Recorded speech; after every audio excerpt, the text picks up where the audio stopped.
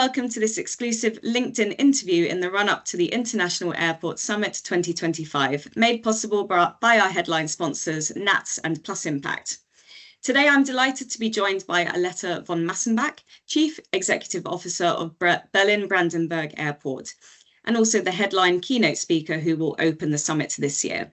So Aletta, thank you so much for joining me today. I'm more than happy to be with you, and I'm more than happy to welcome everyone, then in November in Berlin.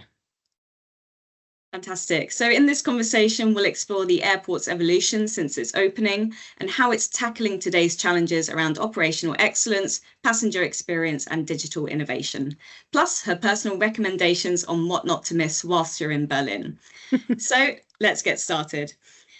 So Aletta, for those who are not entirely familiar with your airport and its story, how would you summarize the journey that you have been on since its opening to where you are now? I think, it's an excellent moment to celebrate the 5th birthday anniversary of our airport. We opened Berlin Airport, so the new Berlin Airport we opened in 2020. Everyone knows that this was COVID, and so it was special, circumstances. It took a while to get the airport opened, and it had pretty a lengthy construction history. And at the end, it is the result of the reunification in Germany, where we had 3 different airports. And then after reunification, it became clear it's much better to have one, a modern one, and one that is very close to Berlin, but it's not sitting, in the city itself. Absolutely. And of course, you've navigated the various challenges that you've faced, but how are you now focusing on operational excellence, service, and digital innovation? Oh yeah, that's it was, it was a bumpy start a bit, and it was a bumpy start because of all what we experienced during COVID and all the difficulties afterwards to get revamped the whole aviation. But then it was also a good moment for us to use the opportunity to really see how this new airport, how it really works, and where we have bottlenecks, where we have issues, which process is functioning as designed and as, hoped for, and where do we need to, rearrange either physically or the processes or the technology, whatever can help in a different process. So this we did at the same time, everything at the same time, and this gave us a very clear path forward to define what are the solutions for the different issues or challenges, or however you want to name it. So, and this program we carried out continuously. We're very proud of what we have achieved so far, be it, in the check-in where we introduced lots of, opportunities for self-service check-in and baggage drop-off, or be it, with immigration, the capacity needed for immigration. So we doubled that, this area as well. But then we went to security as the next point and the next pain point, because, waiting times were far too long, processing times were far too long. So now we steadily introduce the new technology, the CT scanner, everyone is aware of. So this is something that we were able to introduce because we took over the responsibility for this process at BER. And steadily, we bring in this new technology. So today we opened, the 3rd part of it. So to say, it's done in sections because we can't do everything at the same time, obviously. So this is something we are very proud of. And when you will be coming to Berlin, 80% will be done. The security lanes will be equipped with the latest technology. So this will then be super fast as well. So this is to give you a bit of an example. I think that the overarching idea behind is to improve customer experience, to make the processes more smooth, to be more efficient, to reduce best to 0 waiting times, which helps us obviously also to make best use out of the capacity we have. Absolutely, and you have many innovations. One of which I seem to remember won one of the awards at the Airport Honor Awards last year. I think it was the digital the Innovation Award. So congratulations on that. So what initiatives are you running in order to really elevate the passenger experience for the future? So I think what you described is, this was a very important starting point. We collected quite a number of awards in the meantime, and most of them are associated with innovation, with technology, with mindset, where we show, how does this company intend to operate today, tomorrow, and the day after tomorrow. And so what is now, on the key area where we are working, and we have introduced the first initiatives, everything around AI. So what does AI mean for airport operations? So it's, for us, it's not like a gadget. It's really, there needs to be a real use case behind that. So it needs to have a real tangible benefit to our passengers or to the airlines or to the company. So whoever we look at, as a stakeholder, so that, but it needs to be tangible, and so that there is a real proposition also behind why we are doing that. So we introduced, for example, where we also got an an award for, is an AI-driven information system. So when you call the airport, so it's an AI that answers whatever your question you might have. You probably have very interesting questions. This will help our AI to learn more. But the typical questions are, this gate, this airline, which terminal. So this is something that are the easiest questions, but this can also be answered by humans. But then there are much more complicated questions also, for different purposes. People want to travel. How does this work for my grandmother? How can she come, because she has a problem with walking? So these are the questions where the AI is excellent, because they really can provide, the right information, very precise, to the point, but also, with some, sense of, I understand what you need. So it's not something, if you get, as a human, you get always the same questions, then you might be a bit, after a while, a bit tired of the same question. That's not the case with the AI. So that's an excellent product that we have introduced, and we are very proud of. The other AI-related initiative we have is the digital turnaround. That's more for airlines, that's more for the aircraft, more what's happening on the ramp. So to improve on-time performance, that's the use case there. So at the end of the day, to make sure that the airlines get their aircraft back in the air as soon as possible. That's the idea behind. So that to get all the processes around the aircraft synchronized and to have it on the spot. So as designed, as wished for, depending on the type of aircraft, depending on the airline. And that's fantastic. And this is also, that's so clear that this is impossible for a human to do it by himself.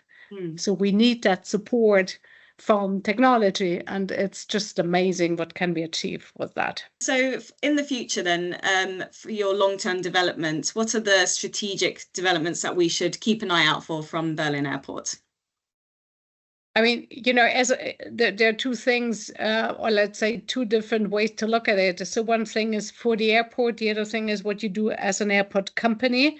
So as an airport company with responsibilities you have for people, for your finances, you have also your issues and challenges, and also the, let's say, things that other companies have to do as well and are focusing as well, be it, demographic developments. That's at least, for Germany, a big issue. The question, how do we manage our operational processes? How do we manage our company and managerial aspects? Although, in the future, less people will be available to do, what now a certain number of people, the current employees, are doing. So that's a very interesting thing, that what we do as a company to be prepared for the future, to be prepared for something that will happen anyhow, at least in Germany. demographic, development is something what we need to take care of. But again, what we discussed before, digitalization and automation and AI helps obviously to overcome that, so that we still have, it's not that we don't do the things any longer. We need to look what exactly needs to be done in order to achieve a certain product and a certain result. And then it's a fantastic question, how do we do that? With the support of what? And this is something we are focusing very much on. And then obviously you have your financial issues, and then you also obviously there are for the airport itself, besides customer experience and things that we have and operational excellence, it is extremely important also to focus, to keep on focusing, let me phrase that this way, keep on focusing on everything what is climate aspect of an airport operation, what is CO2 and other emissions at an airport and as an industry. So one thing is the airport, what we do here, what we need to focus on at the different spots, but it's also something that we need to have in mind, that the whole industry is obviously, asked to do the best and to contribute and to work together in order to achieve emission-free aviation one wonderful day. Great. Well, I'm sure that the delegates are very much looking forward to learning all of this and more during your keynote. But what are you most looking forward to hearing about from other C-level airport speakers such as yourself at the summit? I think, the sustainability that I mentioned last is obviously something that we have been discussing in the past, and we will keep on discussing it. And I very much hope that people keep on focusing on it as well, because sometimes I have the impression that it becomes less pressing and other issues are becoming more important. I think other issues becoming more important is very good, but not to make this at the cost, so to say, of sustainability aspects. But I'm very, very curious to hear, from others, how they address similar challenges as we described it with, the demographic development, the changes that we will expect here. I guess there are some other countries that have similar issues, at least when I look into the data. I'm very curious, how they approach that and whether they have solutions they can share, but also, the process, how to get there, because it's not an easy thing that you can just switch off and say, oh, now we get another mode of operation. It is really a major transformation as well that I expect to see in this area. And then obviously, to what extent AI helps, and besides helping the demographic development, to what extent does it help to improve customer journey and to improve efficiency at an airport? Yeah, so it can have different use cases, as we spoke about it before.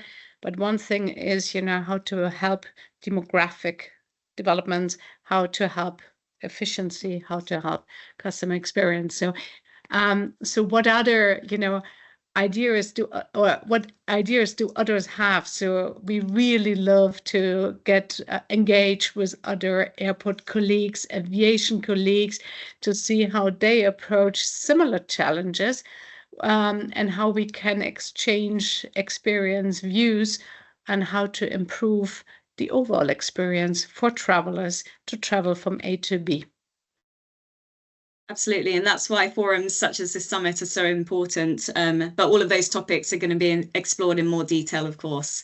But for those who have not travelled to Berlin, Aletta, what are your 3 top tips or must-visit attractions that you recommend for our delegates as a Berlin insider? Well, there's a lot that can be done in Berlin. So Berlin is an amazing city. It has something like 4 million inhabitants. So it's really a big city, at least for German, for German comparison and benchmarks. So it is a very, very vivid city. It's a city of freedom. It has lots of history, obviously. I mean, it has recent history with reunification when it was split, when we had 2 Berlins. Now we have 1 Berlin. And so that is more the recent history that is felt wherever you go. So it's something that you can still, you have the sense of place, the sense of, you know, what is so specific about the city. You feel that when you walk around the city. November is, you know, there are also other months where it might be even more fun to come to Berlin, but it is still a wonderful, you know, in November, there are lots of, you know, things that can be done inside, so to say. It's more like an inside thing. So we have wonderful, you know, restaurants and bars and nightlife and clubs. But I'm not supposed to talk all about the clubs because they're very special clubs. But everything, everyone who gets wants to be a bit prepared for Berlin should just, you know, look it up, because it's it has, you know, this scene, you know, this let's say it's lots of culture. We call it all culture, but it has this kind of culture like clubbing, then culture of excellent food and very innovative, you know, bar concepts, etc. And then obviously we have so many amazing museums and also opera and, you know, music. So I don't know. I mean, you know, I hope, you know, people have some time, because it's really so much that can be explored in Berlin. Absolutely recommend it. That was my final question. Thank you so much, Aletta. We are very much looking forward to your opening keynote on the 19th. We as well. So we very much welcome you, and we're waiting for November to receive you here in Berlin. And again, a big thank you as well to our headline sponsors, NATS and Plus Impact, for making this LinkedIn interview series possible. Make sure you join NATS and Plus Impact at the International Airport Summit in Berlin on the 19th to the 20th of November to discuss the growing complexities faced by the aviation industry in running efficient airports. Head to internationalairportevents.com to learn more and register for your place. And of course, if you did find today's chat insightful, please like, comment and share this stream with your airport colleagues. But thank you for watching, and we will see you in Berlin.